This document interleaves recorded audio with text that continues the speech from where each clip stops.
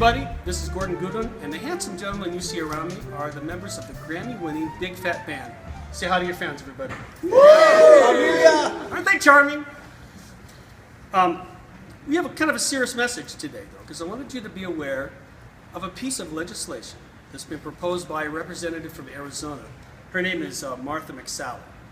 And this legislation would make drastic cuts in programs for military bands and military musicians. Now, here's what McSally said. She said, entertainment is just not the role of the military. She also said, it used to really irritate me that I'd be going to an event, say for a holiday party that a general officer is hosting, and we would have military men and women in uniform entertaining us.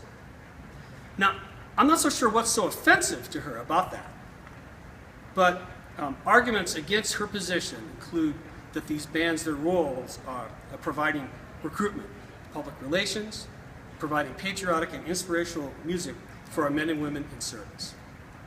Important things to be sure, but we feel that that's just scratching the surface of what music can do for the military and for our country.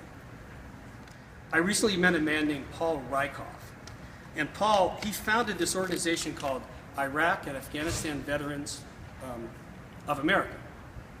And what this organization does, it provides services for veterans that come back from Iraq and Afghanistan.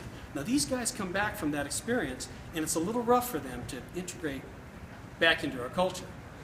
So what Paul told me, and this is his quote, he said that music is like a magic bomb for these soldiers and plays an important role in their rehabilitation. But even that notable example, it's only a starting place. We in the Big Phat Band have seen firsthand how music has changed lives and brought people together. You know, our own government used to get it. They used to understand the power of music because back in the 50s and 60s, they'd send musicians like Duke Ellington, Dizzy Gillespie, they'd send them out all over the world to hotspots. They'd send Louis Armstrong to the Soviet Union, and behind the Iron Curtain, they would play the music and people would cheer and rave. The music had the power to bring people together. It created empathy and understanding. Two qualities that are conspicuously missing from our culture today. So, we urge you, if you agree with our position, contact Representative McSally. Tell her that she needs to broaden her thinking about the position of music in our military. Here's the information to contact her. You know, the musicians in our military bands, they're amongst the finest in the world. These are people that our nation, we should be proud of what they do. Please stand up for these fine artists. We in the Big Phat Band would like to challenge the Count Basie Orchestra, the Lincoln Center Jazz Orchestra, and the Vanguard Jazz Orchestra to pitch in this fight.